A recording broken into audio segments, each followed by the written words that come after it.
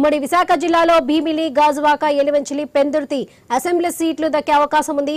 ఇప్పటికే ఇక్కడికి నేతలకు పవన్ భరోసా ఇచ్చినట్లు సమాచారం. ఇక్కడ విశాఖ సౌత్, అనకాపల్లి ఎంపీ స్థానం పైన కూడా క్లారిటీ లేదని తెలుస్తుంది. ఇక ఇదే విషయంపై మరింత సమాచారం మా ప్రతినిధి రాజు అందిస్తారు. రాజు, చెప్పండి.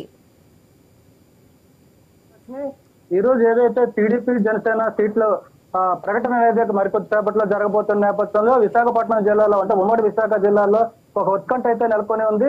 ఏదైతే ఈ రోజు సీట్ల పంపకంలో ఒక ప్రకటన చేసే నేపథ్యంలో విశాఖపట్నంలో ఇప్పటికీ కూడా జనసేన పార్టీ అయితే పూర్తిగా ఎక్కువ నియోజకవర్గాలు కోరుకునే పరిస్థితి కనిపిస్తుంది. గత వారం 5 రోజుల క్రితం పవన్ కళ్యాణ్ కూడా 2 రోజుల పాటు ఇక్కడ హోటల్లో స్టే చేసి కార్యకర్తలతో విడివిడిగా ముఖాముఖి కూడా నిర్వహించారు. అక్కడ ఏ నియోజకవర్గాల్లో పార్టీ బలంగా ఉంది, అక్కడ ఏ సీట్లను మనం సాధించుకోవాలి అనే దాని మీద కూడా కూలంకషంగా చర్చించిన తర్వాత అక్కడ ఉన్న నాయకులకి, ఆయా నియోజకవర్గాల్లో నాయకులకి ఒక క్లారిటీ ఇచ్చినట్టుగా కూడా తెలుస్తుంది. ఈ నేపథ్యంలో విశాఖపట్నం జిల్లాలో చూసుకుంటే ముందుగా యలమంచిలి, అదేవిధంగా గాజువాక, పెందుర్తి, భీమిలి నియోజకవర్గాల్లో అయితే పార్టీ బలంగా ఉంది కాబట్టి ఖచ్చితంగా టీడీపీని ఒప్పించి 4 స్థానాల్లో కూడా జనసేన సీట్లు సాధించుకోవాలని చెప్పి పవన్ కళ్యాణ్ నిర్ణయానికి అయితే రావడం జరిగింది. ఈ నేపథ్యంలో అక్కడ ఉన్న నాయకులకు కూడా అంటే అభ్యర్థులు కూడా పేర్లు అయితే వాళ్ళకి సూచాయిగా తెలియజేసినట్లుగా కూడా తెలుస్తుంది. ఎందుకంటే యలమంచిల్లో ఎప్పటి నుంచో కూడా పార్టీని అంటిపెట్టుకుని, నియోజకవర్గాన్ని అంటిపెట్టుకుని ఉన్నటువంటి సుందరపు విజయ్ కుమార్ కి, అదేవిధంగా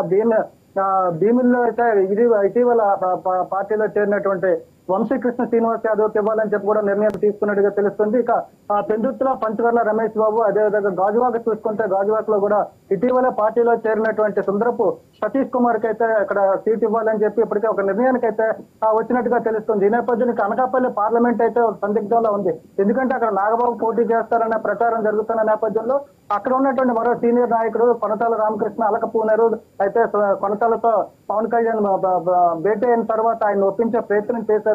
బయటకు అంతా బాగున్నట్టుగా కనిపిస్తున్నప్పుడు కూడా కొనతాలు అయితే ఇంకా మెత్తబడిన పరిస్థితి అయితే కనిపించలేదు కాబట్టి దీని మీద కొంత ఆలస్యం అయ్యే అవకాశాలు కూడా కనిపిస్తున్నాయి. ఇక చూసుకుంటే విశాఖపట్నంలో సౌత్ లో నియోజకవర్గాన్ని కూడా బీజేపీ కోరుతుంది. అయితే అక్కడ ఇటీవల అక్కడ ఉన్నటువంటి వార్డు కార్పొరేటర్ అయితే పార్టీలోకి వచ్చి పార్టీని బలోపేతం చేస్తున్న నేపథ్యంలో సాదిక్ అయితే అక్కడ సీటు కావాలని పట్టుబడుతున్నట్టుగా తెలుస్తుంది. మరోవైపు అయితే అక్కడ టీడీపీ నుంచి ఎప్పటి నుంచో పార్టీకి పనిచేస్తూ నియోజకవర్గ ఇన్ఛార్జ్ గా ఉన్నటువంటి గండి బాబీ కూడా టీడీపీ నుంచి సీట్ ఆశిస్తున్న నేపథ్యంలో అక్కడైతే ఒక సందిగ్ధం ఉంది. ఈ నేపథ్యంలో సౌత్ పరిస్థితి ఒక గందరగోళంగా ఉన్నప్పటికీ కూడా మిగతా 4 నియోజకవర్గాలు జనసేన అయితే అభ్యర్థులు ప్రకటించే అవకాశం ఈ రోజు ఖచ్చితంగా కనిపిస్తుందని చెప్పుకోవచ్చు. లక్ష్మి, మరోవైపు అనకాపల్లి కూడా అంటే ఆల్మోస్ట్ ఓకే అయిపోయింది, నాగబాబు పోటీకి సిద్ధం అని చెప్పి ఇప్పటికే సూచాయిగా తెలిసినప్పటికీ కూడా ఈ రోజు అయితే ప్రకటిస్తారా లేదా అనేది అయితే ఒక సస్పెన్స్ కొనసాగుతుంది. ఈ నేపథ్యంలో కాసేపట్లో రాబోతున్నటువంటి టీడీపీ జనసేన తొలి జాబితాలో ఈ విశాఖపట్నం నుంచి 4 పేర్లు అయితే ఖచ్చితంగా ఉంటాయని ప్రచారం జరుగుతుంది వాళ్ళకి. రైట్ రాజు, అదే కాకుండా ఈ కూటమి ప్రకటన నేపథ్యంలో విశాఖలో 2 పార్టీల క్యాడర్లో ఉత్కంఠ నెలకొంది. మరి ఇలాంటి వాతావరణంలో ఇరు పార్టీ నేతలు ఎలాంటి చర్యలు తీసుకుంటున్నారు? ఇప్పటికే చూసుకుంటే టీడీపీ జనసేన పొత్తు అయితే కన్ఫర్మ్ అయిన నేపథ్యంలో ఏ పార్టీకి సీట్ ఇచ్చినా కూడా ఆ పార్టీకి 2 పార్టీలు కలిసి పనిచేయాలి అనేటువంటి ఒక సంకేతాలు అయితే 2 పార్టీలు అధిష్టానం అంటే చంద్రబాబు నాయుడు కావచ్చు, ఇటు పవన్ కళ్యాణ్ కావచ్చు, వీళ్ళిద్దరూ కూడా పార్టీ క్యాడర్ అయితే ఇప్పటికే స్పష్టం చేయడం జరిగింది. పలు సభల్లో, సమావేశాల్లో, కార్యకర్తల మీటింగుల్లో కూడా ఇదే విషయాన్ని అయితే ముందుకు తీసుకెళ్తున్న పరిస్థితి కనిపిస్తుంది. అదేవిధంగా మొన్న విశాఖపట్నంలో 2 రోజులు పవన్ కళ్యాణ్ నిర్వహించినటువంటి కార్యకర్తల నేతల సమీక్షలో కూడా స్పష్టంగా చెప్పడం జరిగింది. ఎందుకంటే రేపు రాబోయేది ఖచ్చితంగా టీడీపీ జనసేన, దీన్ని సాధించుకోవాలి అంటే అందరూ ఉమ్మడిగా వెళ్లాల్సిన పరిస్థితి ఉంది. త్యాగాలకు కూడా సిద్ధంగా ఉండాలి. అటు టీడీపీ కావచ్చు, జనసేన కావచ్చు, ఏ పార్టీ అయినా కూడా త్యాగాలకు సిద్ధంగా ఉండాలి. ఎవరైతే త్యాగాలు చేస్తారో వాళ్ళకి రాబోయే రోజులు అంటే ప్రభుత్వం వచ్చిన తర్వాత కార్పొరేట్ పదవులు కావచ్చు, నామినేటెడ్ పోస్టులు కావచ్చు, వాటిలో ప్రాధాన్యత ఇచ్చి వాళ్ళని పార్టీ పరంగా కూడా చూస్తామో వాళ్ళందరినీ కూడా ఎవరైతే ఎన్నికల్లో బాగా కష్టపడి గెలుపుకి కృషి చేస్తారో వాళ్ళందరికీ కూడా భవిష్యత్తు బాగుంటుందని చెప్పి భరోసా ఇవ్వడం జరిగింది. ఈ నేపథ్యంలో త్యాగాలు కూడా కొంతమంది సిద్ధపడినప్పటికీ కూడా మరికొన్ని నియోజకవర్గాల్లో చూసుకుంటే టీడీపీ నుంచి అయితే ఎప్పటి నుంచో సీట్ ఆశిస్తున్న వారిలో కొంత అసంతృప్తి కనిపిస్తుంది. అయితే ఈ అసంతృప్తి ఈ రోజు సీట్ల ప్రకటన జరిగిన తర్వాత వాళ్ళని కూడా కూర్చోబెట్టి మాట్లాడే అవకాశాలు కనిపిస్తున్న నేపథ్యంలో రాబోయే రోజుల్లో ఉమ్మడి అంటే టీడీపీ జనసేన కూటమి అయితే ముందుకు వెళ్లే పరిస్థితుల్లో త్యాగాలు అయితే ఖచ్చితంగా చేయాలని చెప్పి అధిష్టానం అయితే చెప్పడం జరిగింది. దానికి మానసికంగా కూడా నేతలు సన్నద్ధమైనట్టుగా కనిపిస్తుంది వాళ్ళు. Right Raju, thank you.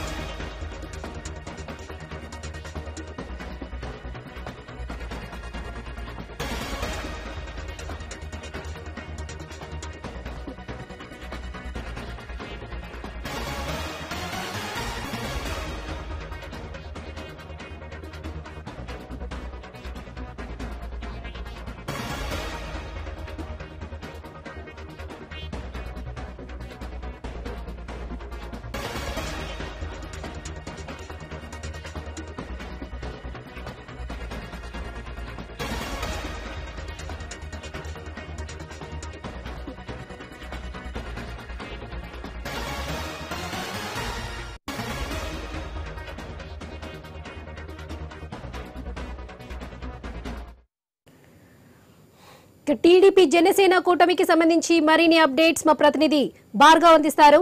Bhargav, చెప్పండి, ఉమ్మడి పశ్చిమ గోదావరి జిల్లాలో 3 సీట్లకు గానీ ప్రకటించే అవకాశం ఉన్నట్లుగా తెలుస్తుంది. మరి దీనిపై డీటెయిల్స్ ఏంటి?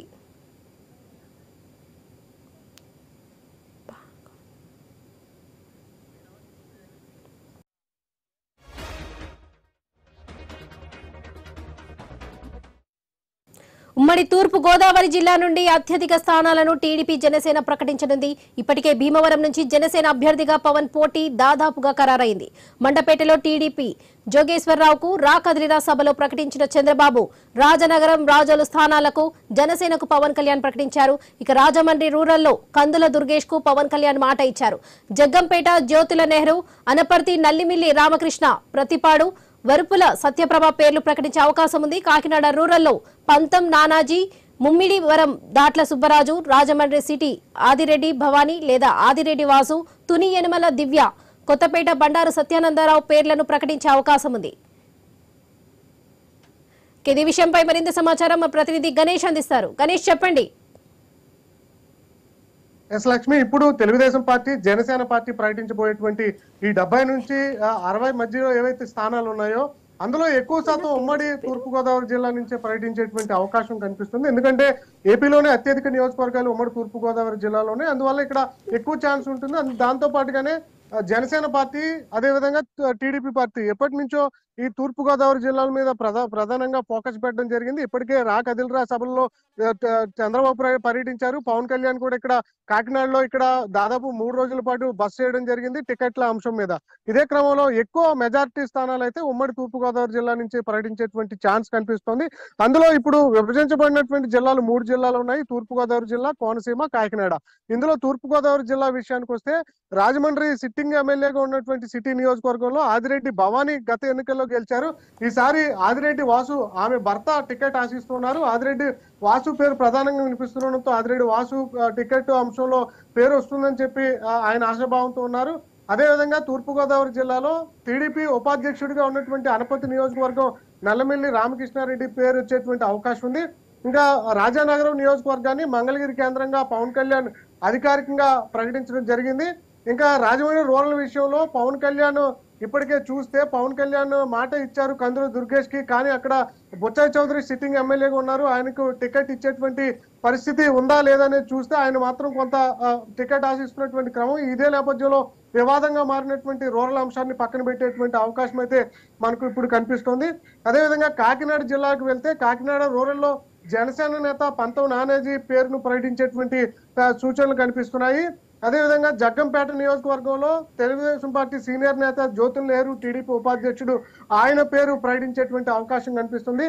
ఇక ప్రతిపాడు నియోజకవర్గంలో సిట్టింగ్ ఎమ్మెల్యేగా ఉన్నటువంటి వరుపుల చనిపోవడంతో ఆమె భార్య వరుపుల సత్యప్రభకు ఇచ్చేటువంటి అవకాశం అయితే కనిపిస్తుంది. ఇక కోనసీమ జిల్లాలో ఎక్కువగా వివాదాస్పదం ఉంది. అక్కడ తక్కువ సీట్లు ప్రకటిస్తారన్న అంశం ఉన్నప్పటికీ కూడా పేర్లు ప్రధానంగా వినిపిస్తున్నాయి. ముఖ్యంగా మండపేట నియోజకవర్గానికి వస్తే రా కదిలిరా సభలో అధికారికంగా చంద్రబాబు ప్రకటించారు మళ్ళీ జోగేశ్వరరావే అక్కడ పోటీ చేస్తారని. గత 3 ఎన్నికల నుంచి ఆయన అక్కడ గెలుస్తూ వస్తున్నారు. మరొకసారి 4వసారి ఆయనకు అవకాశం ఇచ్చే విధంగా చంద్రబాబు అధికారికంగా ప్రకటించినటువంటి విధానం చూసాం కాబట్టి ఆయన పేరు యాజిటీజ్ గా ఉండేటువంటి అవకాశం ఉంటుంది. ఇంకా కొత్తపాటి నుంచి బండారు సత్యానందరావు మాజీ ఎమ్మెల్యే పేరు ప్రకటిస్తే అవకాశం ఉంది. ముమ్మిడివరం నుంచి దాట్ల సుబ్బరాజు పేరు, అదేవిధంగా ఇప్పుడు రాజోలు నియోజకవర్గాన్ని కూడా పవన్ కళ్యాణ్ అధికారికంగా ప్రకటించినటువంటి నేపథ్యంలో రాజోలు నియోజకవర్గ అభ్యర్థి ఇద్దరు పోటీ పడుతున్నారు. అందులో ఒక అభ్యర్థిని పేరును జనసేన తరపు నుంచి పోటీ సెలెక్ట్ చేసేటువంటి అవకాశం అయితే కనిపిస్తుంది. అయితే ఇవాళ మాఘ పౌర్ణమి కావడంతో ఇవాళే ఈ సీట్ల అనౌన్స్మెంట్ అయితే కాసేపట్లో చంద్రబాబు నివాస కేంద్రంగా అయితే విడుదల చేసేటువంటి అవకాశం కనిపిస్తుంది. ఇప్పటికే ఉమ్మడి తూర్పుగోదావరి జిల్లా నుంచి ఎవరెవరికి టికెట్లు వస్తాయని చెప్పి జిల్లా ప్రజలైతే ఆసక్తిగా ఎదురు చూస్తున్నారు. టికెట్ల అనౌన్స్ తర్వాత టీడీపీ నేతలు కావచ్చు, జనసేన నేతలు పేర్లు ప్రకటించినటువంటి వారి కార్యకర్తలు కావచ్చు, అభిమానులు బాణసంచ పేల్చి సంబరాలు చేసుకునేందుకు సిద్ధంగా ఉన్నారు. Varalakshmi. Right Ganesh, thank you.